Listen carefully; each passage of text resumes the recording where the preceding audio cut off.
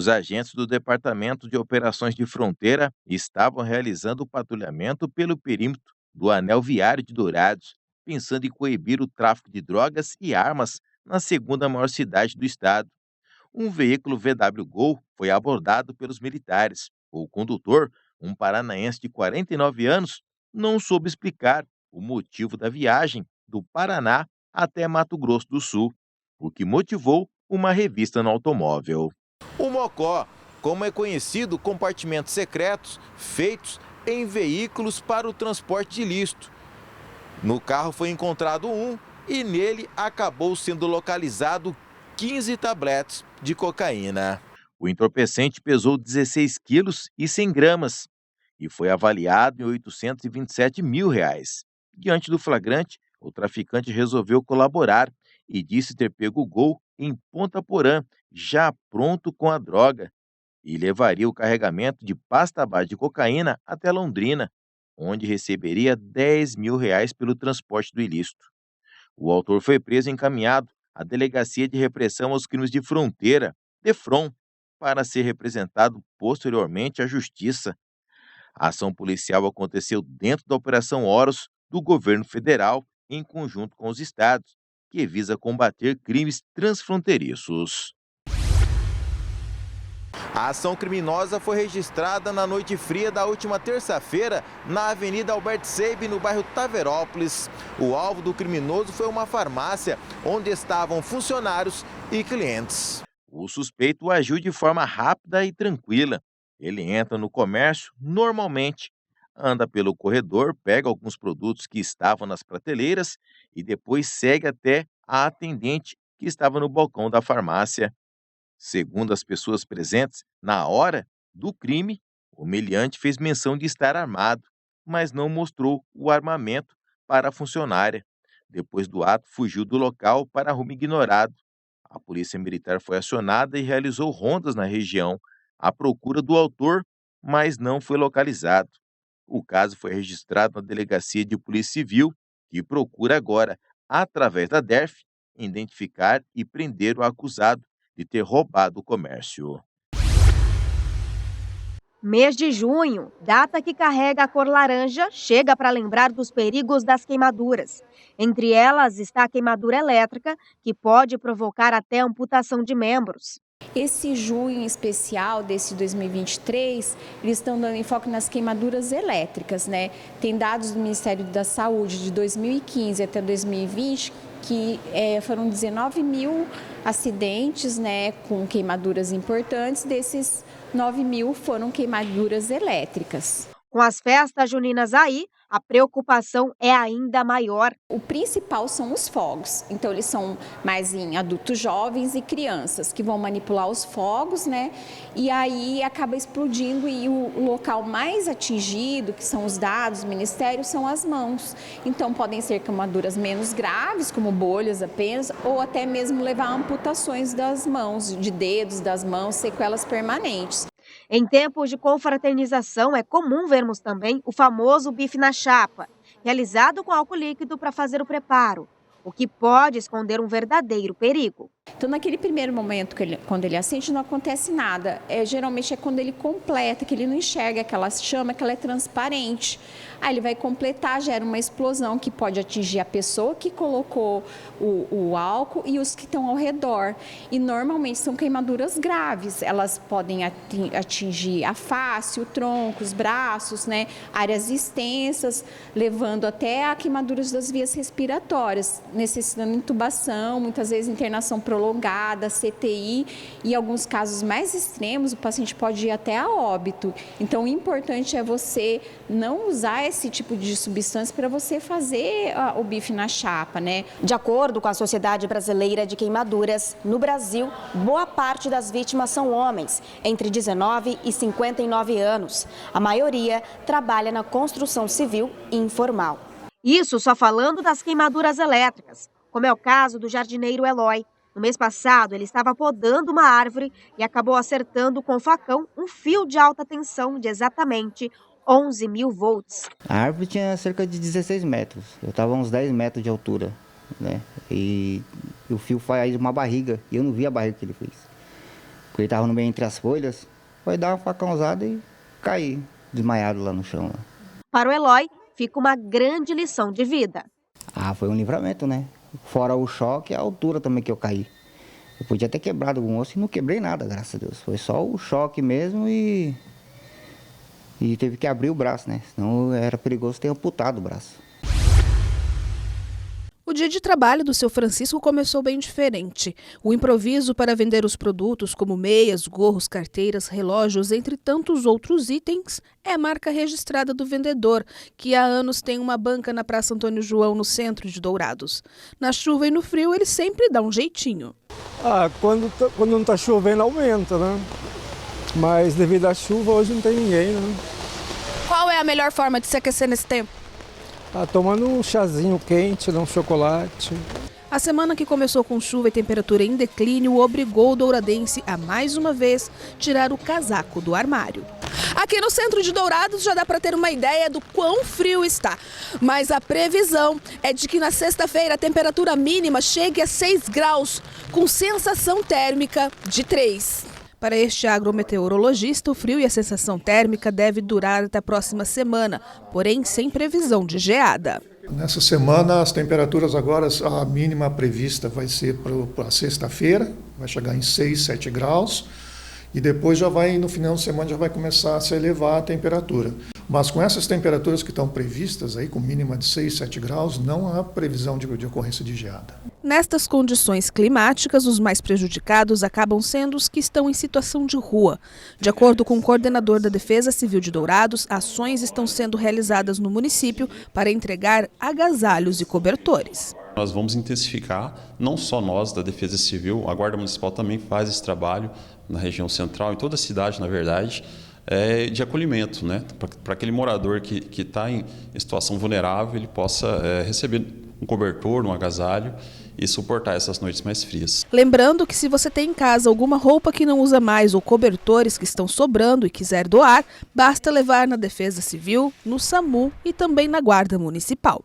Nós fizemos na semana passada uma ação social numa comunidade, atendemos cerca de 80 crianças, 80 famílias, com doação de cobertores, de agasalhos, e o ponto de arrecadação continua, a campanha continua, tanto aqui na Defesa Civil, no Parque Antenor Martins, como no SAMU, como na Guarda Municipal. Então, estão vários pontos de arrecadação. Quem quiser se sensibilizar e tiver um agasalho, um cobertor que não utiliza mais e quiser estar doando, a gente vai receber com todo carinho e dar destinação para a família vulnerável. O governador Eduardo Riedel apresentou a política de incentivo do uso de gás natural veicular. Para que a medida fosse realizada, alguns dados foram levados em consideração, como a partir de 2008 houve uma queda significativa de comercialização. Com isso, o mercado foi perdendo a competitividade. O GNV é o combustível mais limpo e o que polui menos. O governo está com a missão de transformar Mato Grosso do Sul no estado carbono zero até 2030.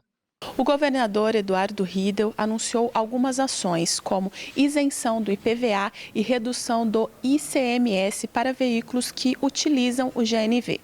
A redução do ICMS de 17 para 12 é uma primeira medida, deixa o produto mais competitivo.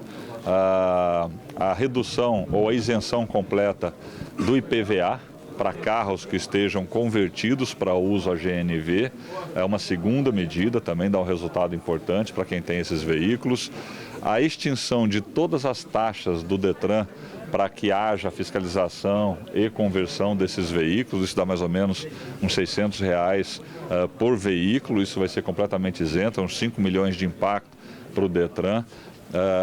E depois o vale para novas conversões, Quem for converter vai receber um cartão que pode abastecer até R$1.000 de GNV nos postos credenciados. Então, esse conjunto de medidas, a gente espera que haja um aumento por parte dos aplicativos e taxistas em relação ao uso de veículos GNV. E por que isso? Primeiro que você gera mais competitividade para esse segmento da economia. Estão apertados, têm dificuldade, é sempre uma conta muito estreita. E para que a gente tenha esse aumento, a gente tem como consequência também uma questão ambiental importante. O GNV ele emite muito menos poluente do que o uso de gasolina. A economia gera uma renda direta para o usuário, como é o caso dos motoristas de aplicativos. Esse incentivo que o governo está fazendo do GNV faz toda a diferença para nós, trabalhadores que trabalham com carro, né? Vai acrescentar aí uma economia de 30% a 40% para a gente. Na ocasião, foi lançado o plano de implantação do sistema de gás natural canalizado na rede pública de ensino do Estado. O Estado tem 347 escolas, né, nos 79 municípios, que atendem cerca de 205 mil alunos. Pela rede de distribuição, nós vamos atender primeiro as escolas aqui em Campo Grande, são 50 unidades que vão receber a rede de distribuição de gás da MS Gás, e isso vai trazer uma economia de aproximadamente R$500 mil, né, diretamente, além da segurança, além de toda a facilidade operacional na escola e garantia de que a merenda vai estar lá, né, no momento, na hora certa para os nossos alunos. Como disse o secretário aqui, a maior rede de restaurantes do Estado é a rede estadual de ensino, né? As escolas servem centenas de milhares de refeições por dia aos nossos 205 mil alunos. Então, levar a GNV para as escolas é outra atitude também que diminui o custo de operação das escolas, melhora a segurança, a qualidade e gera resultado para todo o Estado. Proteger a infância é potencializar o futuro de crianças e adolescentes. Em alusão ao Dia Mundial contra o Trabalho Infantil, celebrado no dia 12 de junho, a Secretaria de Estado de Assistência Social e dos Direitos Humanos realizou uma palestra temática no auditório da Secretaria no Parque dos Poderes.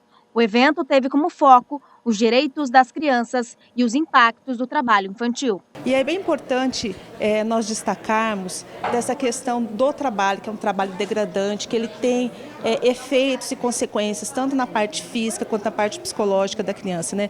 Porque muito nós escutamos ainda, mas na minha época eu trabalhava, né, e não morri, estou aqui. Mas isso a gente tem que combater, tem consequências sim, tem efeitos para sempre na vida de uma criança. Então, assim, a questão do programa, por exemplo, de erradicação do trabalho infantil, ele foi instituído em 1996 e foi inclusive para combater o trabalho infantil que nós tínhamos aqui nas Carvoarias do Mato Grosso do Sul. E nós conseguimos grandes avanços, então assim, nós vimos o trabalho infantil diminuir consideravelmente no nosso estado. A Débora é uma das palestrantes, é defensora pública e coordenadora do Núcleo da Infância. Ela traz na palestra o tema dialogando sobre o trabalho infantil. Nós conversaremos a respeito do trabalho infantil, seus aspectos gerais, as suas caracterizações, as formas de trabalho infantil, que muitas vezes são invisibilizadas pela sociedade, e também as consequências sérias, né, que comprometem a saúde da criança, que comprometem o desenvolvimento da criança quando exposta a essas situações. O trabalho infantil realizado com crianças e adolescentes com idade inferior a 16 anos é ilegal. Só salva aqueles em condição de aprendiz a partir de 14 anos, conforme definido pela emenda constitucional. Somente na condição de aprendiz.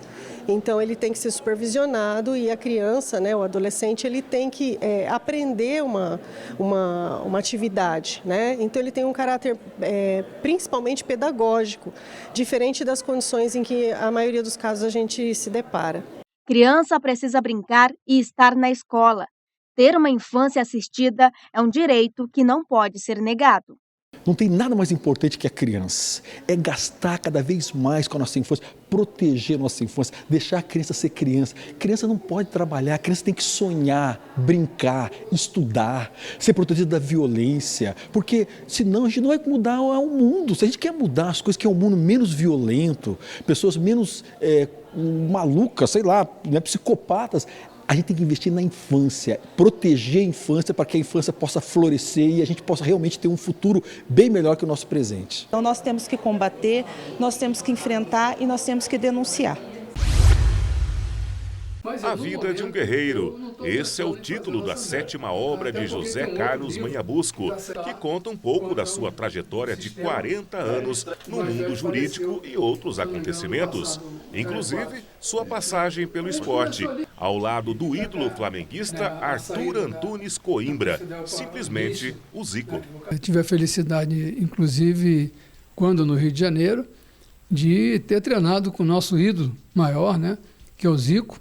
Ele jogava juvenil, né? Tive participação também no futebol de salão pelo Carioca Esporte Clube, que foi o primeiro campeão brasileiro na categoria adulto, né?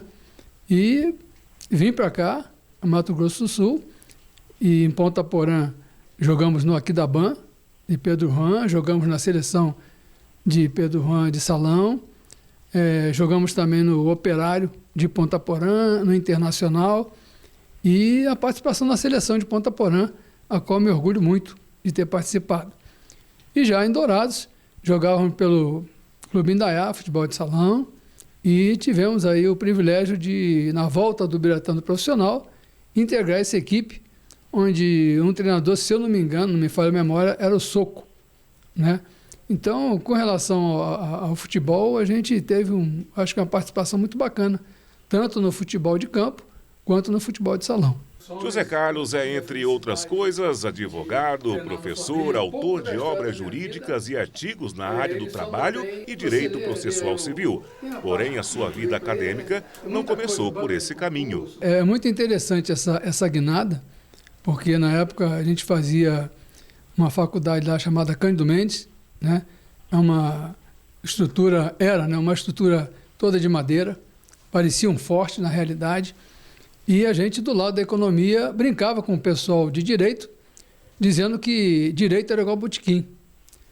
Cada esquina tinha uma faculdade, né? E, de repente, na vinda para cá, para o Estado, eu tentei continuar lá em Campo Grande, na Dom Bosco, né? Mas, infelizmente, não conseguia por causa da distância, e ingressei na Socigran, que hoje é Unigran, né? E com muito sacrifício, mas com muita vontade, consegui terminar o curso de Direito. Como já dissemos, esse é o 7º livro lançado e os anteriores contaram com participações muito especiais. E nós temos livro escrito com meu filho, tem outro livro escrito com a minha filha, né? Eu consegui fazer com que eles também participassem dessa maneira, porque é uma forma de você colocar para fora aquilo que você adquiriu de conhecimento e dividir com as outras pessoas. Então, eu consegui, de certa forma, encaminhar meus filhos para esse lado também. O livro não está à venda. João Carlos faz questão de publicar um pouco da história de sua vida e presentear os amigos e familiares. Realmente isso aqui foi uma maneira que eu tive de agradecer, né, aquelas pessoas que, de certa forma, participaram da minha vida. Tem aqui umas pessoas que fizeram a apresentação, inclusive uma amiga de infância que hoje mora em Los Angeles, lá na Califórnia, né? E conta um pouquinho. Então, teve algumas pessoas que fizeram algumas linhas, né, comentando a meu respeito, né, um pouco mais para trás, outros aqui um pouco mais adiante, mas a história, como quem diz, não é para ser vendida. Ela, na realidade, eu quero dividir com as pessoas.